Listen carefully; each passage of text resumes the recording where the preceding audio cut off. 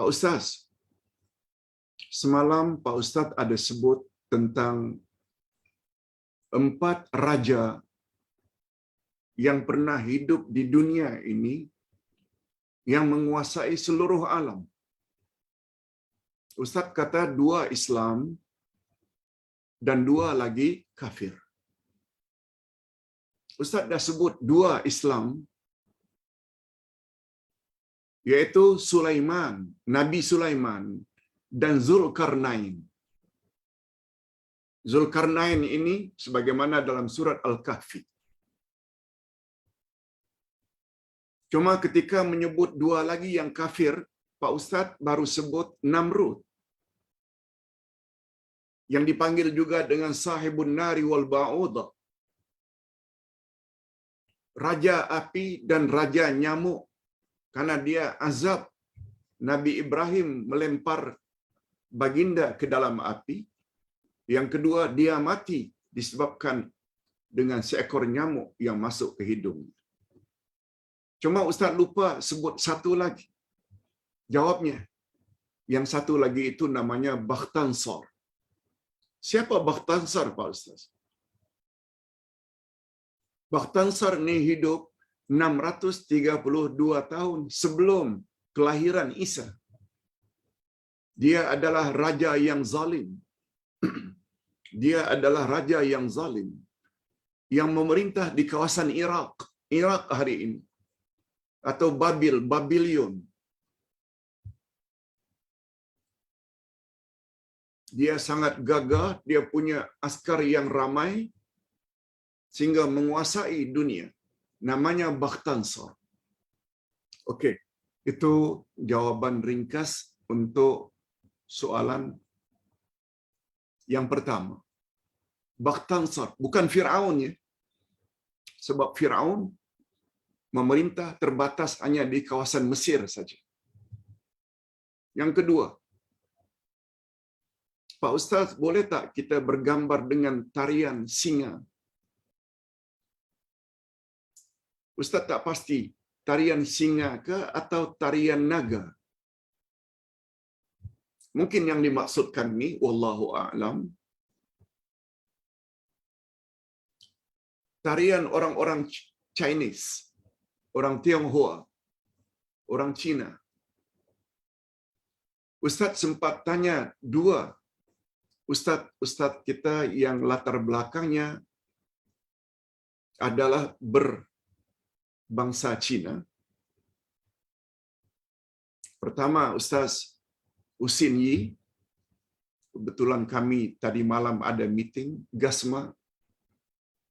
Juga Ustaz sempat tanya kepada brother Firdaus Wong. Kedua-duanya cenderung untuk mengatakan itu adalah budaya Cina.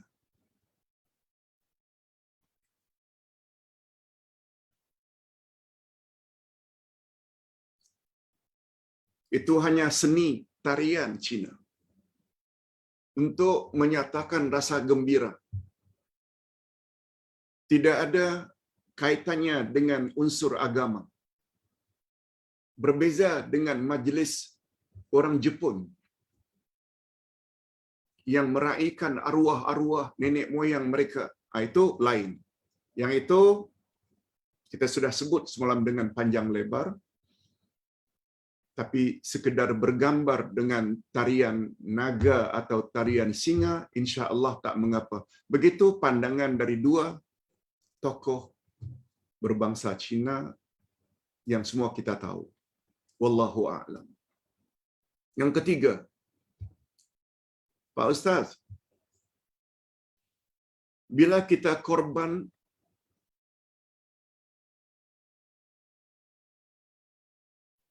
pahala dapat satu keluarga. Apakah yang dimaksudkan dengan satu keluarga juga dapat pahala? Apakah termasuk juga keluarga yang telah meninggal dunia, ibu bapa, anak-anak? Dalam hal ini para ulama berbeza pendapat. Ada yang mengatakan yang satu rumah sahaja. Tak kira berapa banyaknya. Ada yang mengatakan termasuk keluarga walaupun tidak satu rumah. Tapi dia adalah keluarga kita, anak kita, cucu kita. Ada yang mengatakan yang hidup saja, dan ada pula juga termasuk yang sudah meninggal dunia. Nah, dalam bab perbezaan pendapat ini, bagus kita tidak usah terlalu detail. Yang mustahak, satu orang korban, keluarga semua dapat. Yang mustahak itu. Yang namanya keluarga, ya keluarga. Terserah kepada Allah Azza wa Jalla.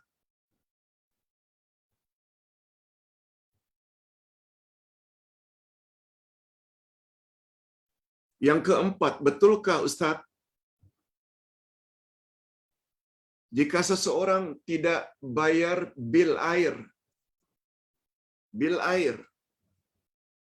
yang mesti dibayar kepada pemerintah, maka salatnya tidak diberi pahala oleh Allah sebab dia menggunakan air tersebut untuk uduk lalu salat?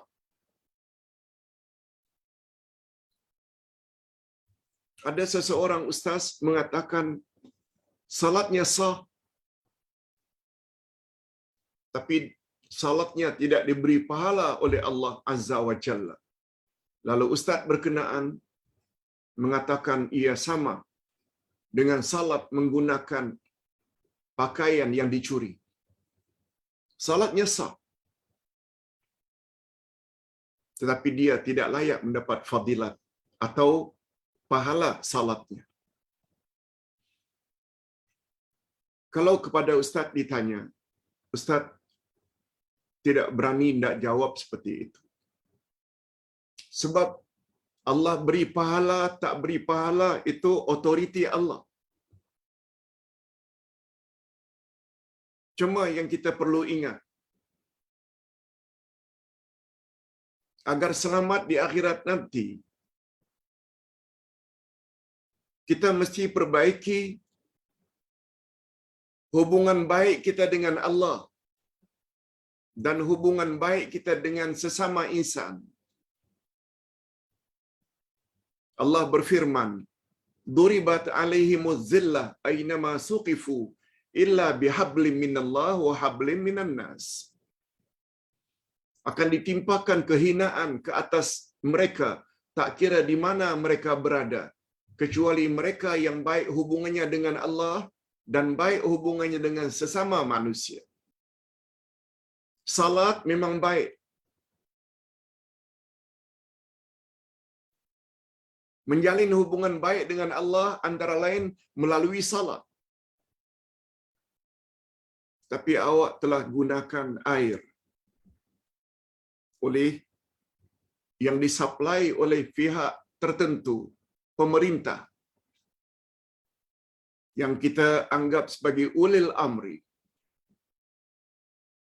Mereka telah gunakan banyak modal untuk mengalirkan air sampai ke rumah kita. Lalu kita pakai saja. Lalu kita tak mau bayar bilnya. Anda ada masalah tentang hablum minan nas. Orang itu ada hak karena dah supply. Bawa air dengan pipe. Dam-dam air perlu senantiasa dipelihara, memakan biaya. Awak pula tidak bayar bil. Anda bermasalah nanti di akhirat. Ustaz tidak berani mengatakan dia tidak diberi pahala dengan salatnya. Sebab itu bagi Ustaz urusan Allah. Pak Ustaz, Jibril betulkah akan turun? Malaikat Jibril betulkah akan turun setelah Rasulullah sallallahu alaihi wasallam wafat?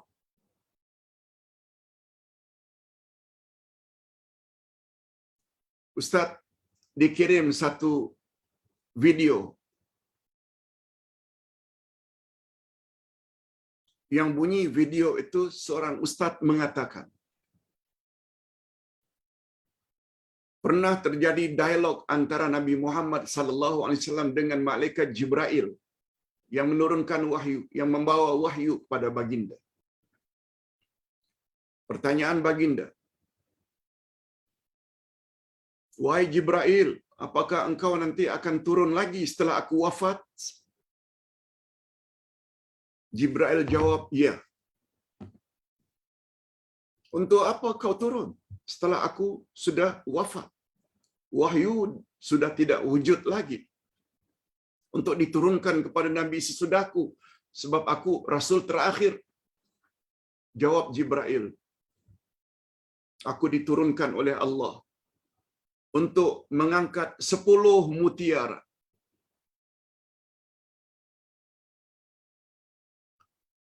Mutiara itu antara lain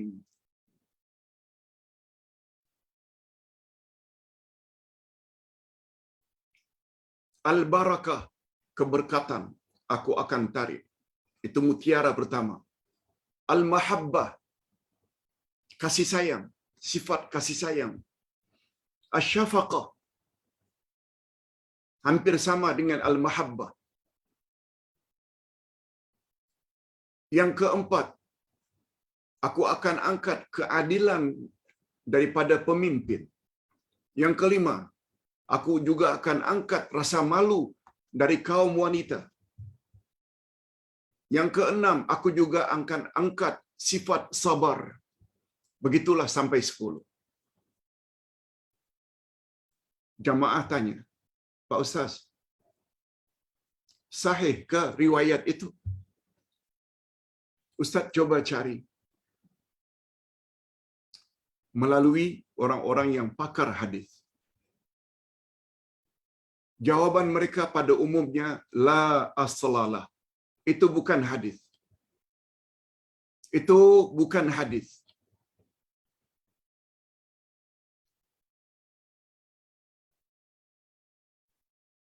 La aslalah. Ada yang memasukkan itu hadis palsu. Itu jawaban singkat dari Ustaz. Jangan percaya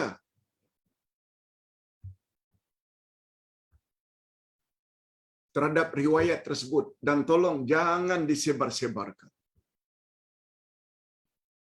Itu bukan hadis. Seterusnya, pertanyaan yang keenam.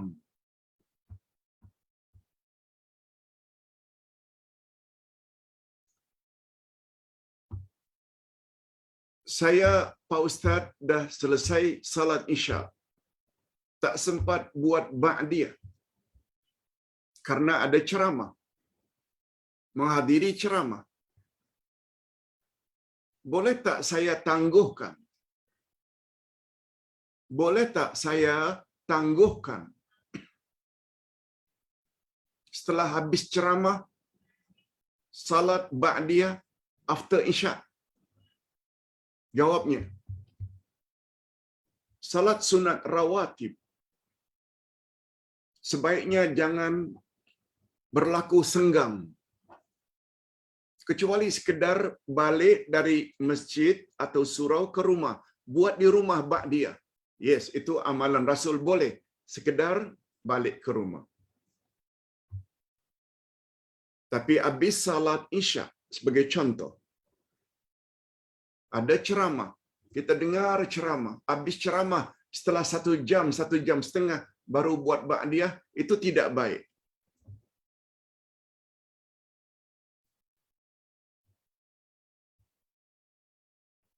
Tidak ada salahnya kita berdiri agak ke tepi dekat dinding buat ba'diyah.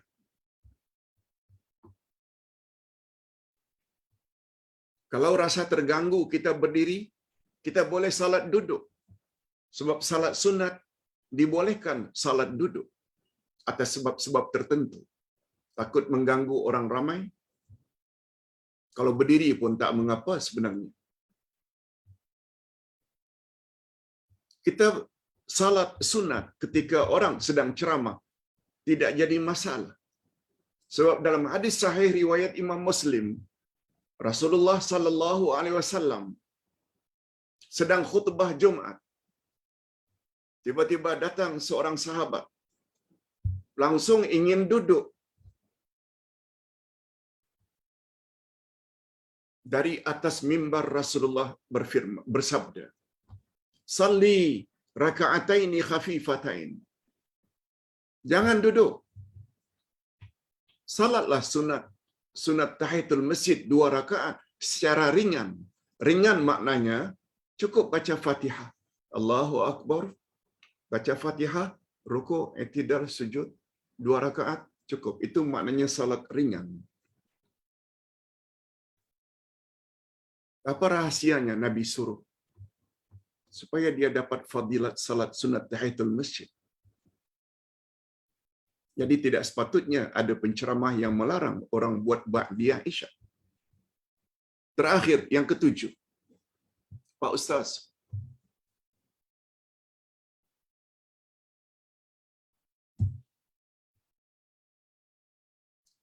mak saya sakit demensia atau Alzheimer. Setengah orang sebut pikun atau nyanyuk. Mak saya lupa urus diri untuk mandi, untuk makan, minum, buang air. Segala-galanya mesti kami buat. Tapi bila saya cek, bacaan Fatihahnya bagus, tahiyatnya bagus, dia masih ingat. Lalu saya pun, saya tolong beliau salat dengan mengajarnya bergerak begini, baca ini. Saya tolong. Uduk juga saya tolong. Saya buat demikian sesuai dengan fatwa yang dikeluarkan oleh Mufti Wilayah Persekutuan. Beliau tak sebut mufti sekarang ke atau mufti lama. Pokoknya mufti Wilayah Persekutuan kata buat macam itu. Saya buat. Tapi sayangnya keluarga saya termasuk ayah berkata, makmu sudah tidak lagi wajib salat dalam kondisi seperti itu. Apa pendapat Pak Ustaz? Hadirin dan hadirat, kalaulah mak masih ingat lagi Al-Fatihah, masih lagi ingat tahiyat, maknanya ingatannya masih lagi boleh. Masalah sesekali dia lupa, itu biasa. Ustaz cenderung kepada fatwa mufti tadi. Sebagai anak, bantu semampu yang boleh. Kalau dia memang tak boleh lagi fikir. Betul. Ketika itu tidak wajib lagi. Sebab syarat wajib salat adalah mukallaf. Mukallaf maknanya sudah sampai umur baligh. Nah, mak sudah 80 tahun barangkali. Tapi ingat, mukallaf ada syarat yang kedua, yaitu aqil. Akalnya waras. Sebab itu apabila mak sudah tak ingat langsung, memang tak wajib salat. Tapi kalau on off, Ustaz cenderung memberi pandangan ketika dia sedang sadar, ajarlah dia salat. Andai kata dia sedang tak sadarkan diri, jangan suruh dia salat. Sebab kewajiban salat itu bagi orang yang masih ingat. Wallahu a'lam. Mudah-mudahan ada manfaatnya. Sebelum